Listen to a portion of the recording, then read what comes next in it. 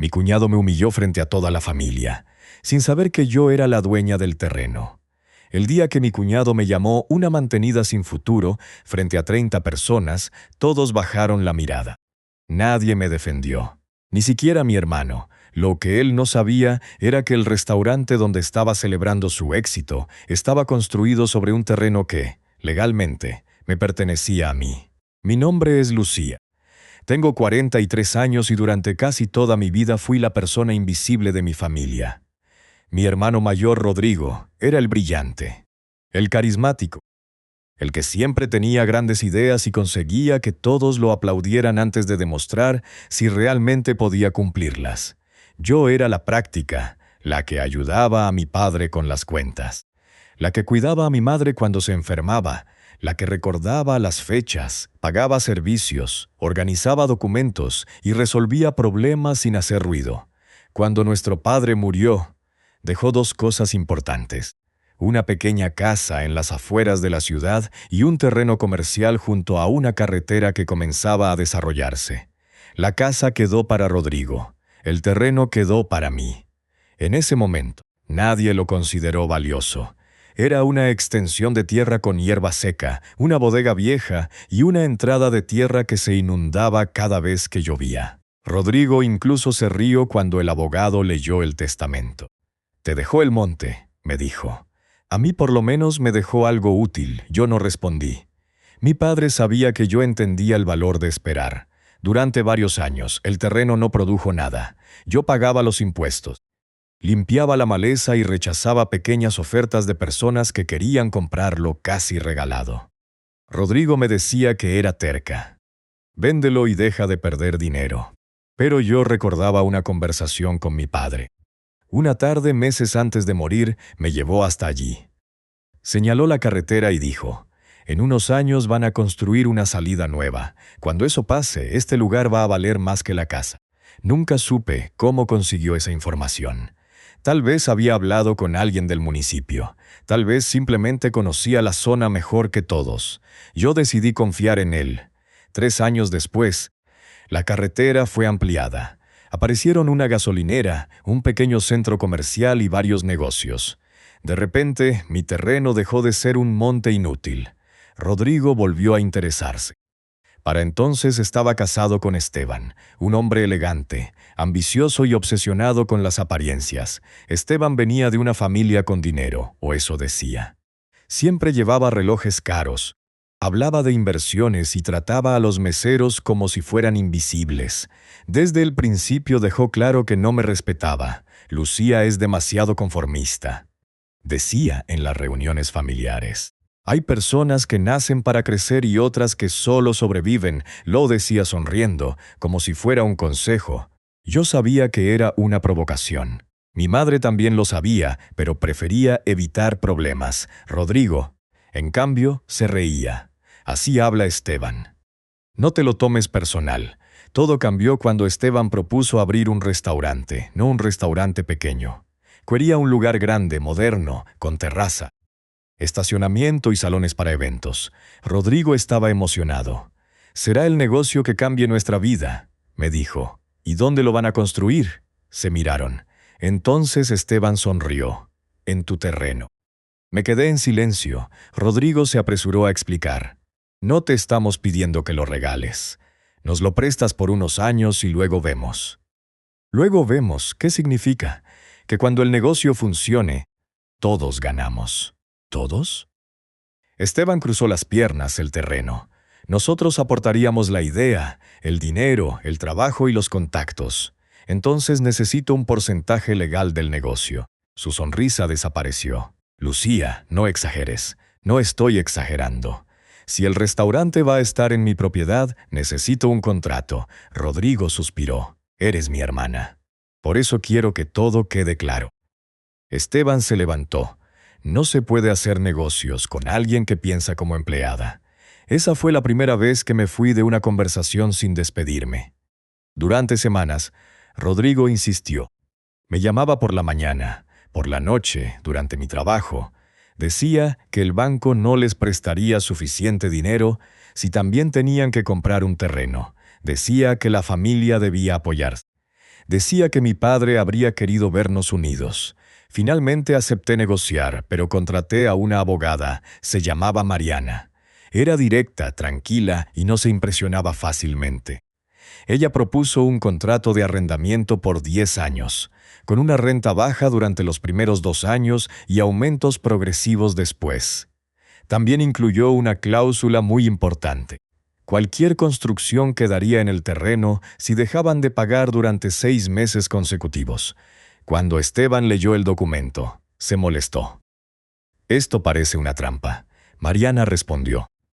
«Es una protección normal para la propietaria. Somos familia, entonces no debería haber ningún problema en cumplir». Rodrigo firmó, Esteban también. Los primeros 2 años fueron buenos. El restaurante se llamó La Herencia. El nombre me pareció irónico, pero no dije nada. El lugar se volvió popular. Organizaban bodas, cumpleaños, cenas de empresas y eventos políticos. Esteban comenzó a aparecer en fotografías con empresarios locales. Rodrigo dejó de llamarme para hablar como hermano. Solo me enviaba mensajes sobre reparaciones, permisos y pagos. Después empezaron los retrasos. Primero fueron 5 días, luego 2 semanas, después un mes. Cada vez que preguntaba por la renta, Rodrigo se ofendía. «El negocio necesita respirar. Yo también tengo obligaciones». «No dependes de ese dinero». «Eso no importa». Esteban empezó a decirle a la familia que yo estaba tratando de destruir el restaurante. Mi madre me llamó preocupada. «Tu hermano dice que estás presionándolos demasiado. Solo estoy pidiendo que cumplan el contrato. Tal vez podrías darles tiempo». «Ya les he dado tiempo». «Lucía, es tu hermano». Esa frase me había perseguido toda la vida.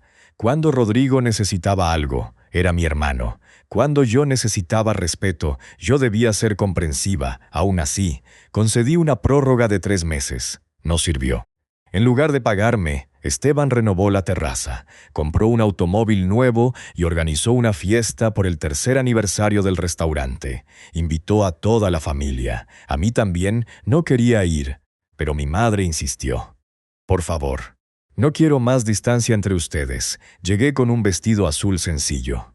El lugar estaba lleno de luces, música y mesas decoradas. Esteban caminaba entre los invitados como si fuera dueño de un imperio. Cuando me vio, levantó una copa. «Miren quién decidió aparecer». Algunas personas rieron. Yo fingí no escuchar durante la cena. Proyectaron fotografías del restaurante desde su construcción.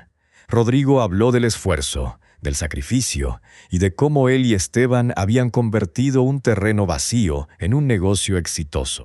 Ni una vez mencionaron que el terreno era mío. Después, Esteban tomó el micrófono. «Hay personas que construyen y personas que solo esperan recibir». Sentí varias miradas sobre mí. «Nosotros no tuvimos ayuda de nadie», continuó. «Todo esto existe porque Rodrigo y yo trabajamos, arriesgamos y creímos». Entonces me señaló.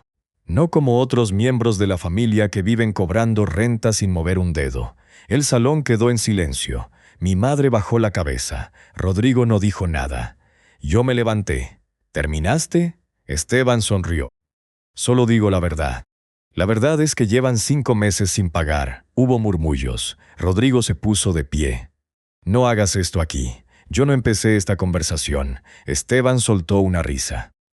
«Eres una mantenida sin futuro, Lucía. Si no fuera por este restaurante, tu terreno seguiría siendo un basurero». Esperé, miré a mi hermano. Le di la oportunidad de decir algo, no lo hizo. Tomé mi bolso y salí. En el estacionamiento, Mariana me esperaba dentro de su automóvil. Le había pedido que estuviera cerca porque sabía que Esteban haría algún comentario. Me senté y cerré la puerta. ¿Lo dijo? Preguntó. «Peor. ¿Quieres seguir con el plan?» Miré las luces del restaurante. Sí, la verdad era que los retrasos no eran el único problema. 2 meses antes, Mariana había descubierto que Esteban estaba usando el restaurante como garantía informal para conseguir préstamos privados. Prometía a inversionistas que el inmueble era suyo. Mostraba planos, fotografías y documentos de la empresa, pero ocultaba que el terreno estaba arrendado. También descubrimos que debía dinero a proveedores, empleados y prestamistas.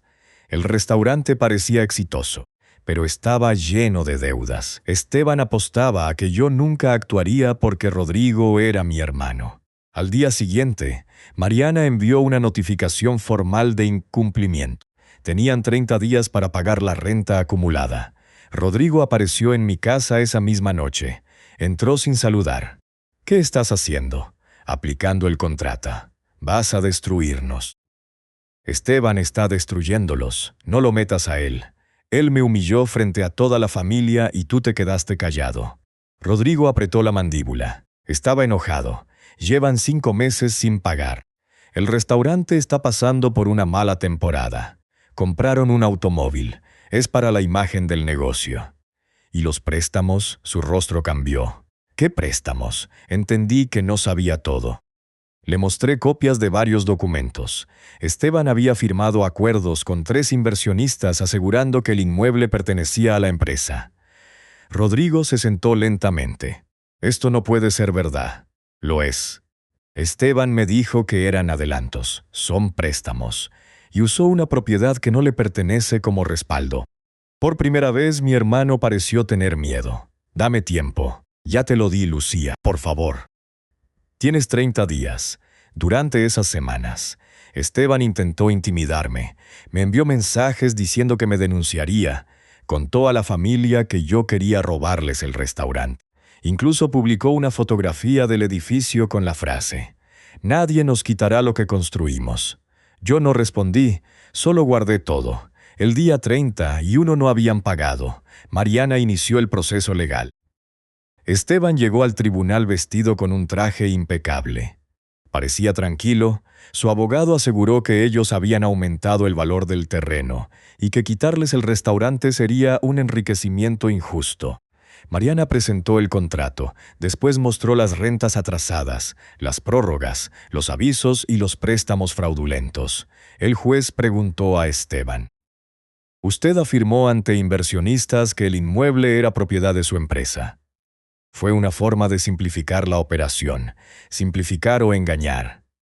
Esteban dejó de sonreír, luego presentó un documento que, según él, demostraba que yo había aceptado venderles el terreno. Era una carta con mi supuesta firma. La vi y sentí un frío en el pecho. Rodrigo me miró desde la otra mesa. Yo nunca firmé eso, dije. Mariana ya lo sabía. Habíamos esperado que Esteban intentara algo así. La firma parecía correcta porque había sido copiada de documentos antiguos. Pero cometió un error.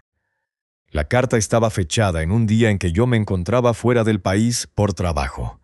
Presentamos mis registros migratorios, boletos y facturas del hotel. Además, un perito confirmó que la firma había sido insertada digitalmente. El juez ordenó enviar el documento a la fiscalía.